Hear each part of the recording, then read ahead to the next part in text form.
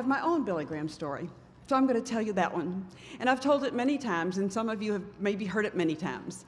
But it bears repeating because, to me, it speaks to the essence of who my father was and is. After 21 years, my marriage ended in divorce. I was devastated. I floundered.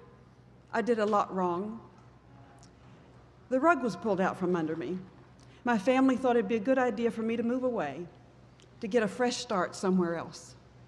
So I decided to live near my older sister and her family, and near a good church.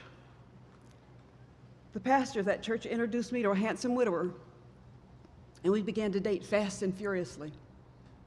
My children didn't like him, but I thought, they were almost grown. They didn't know they couldn't tell me what to do. I knew what was best for my life. My mother called me from Seattle. My father called me from Tokyo. They said, honey, why don't you slow down and let us wait to get to know this man?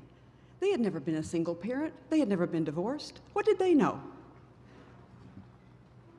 So being stubborn, willful, and sinful, I married this man on New Year's Eve. And within 24 hours, I knew I'd made a terrible mistake. After 5 weeks, I fled. I was afraid of him. What was I going to do? I wanted to go talk to my mother and my father. It was a 2-day drive. Questions swirled in my mind.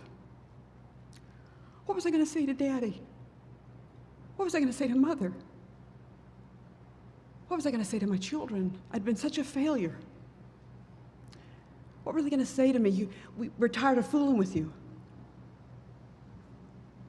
We told you not to do it. You've embarrassed us. And let me tell you, you women will understand you don't want to embarrass your father. You really don't want to embarrass Billy Graham.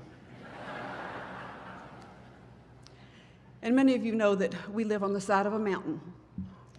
And as I wound myself up the mountain, I rounded the last bend in my father's driveway, and my father was standing there waiting for me.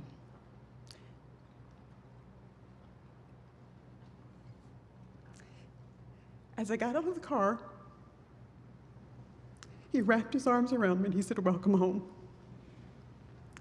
There was no shame, there was no blame, there was no condemnation, just unconditional love.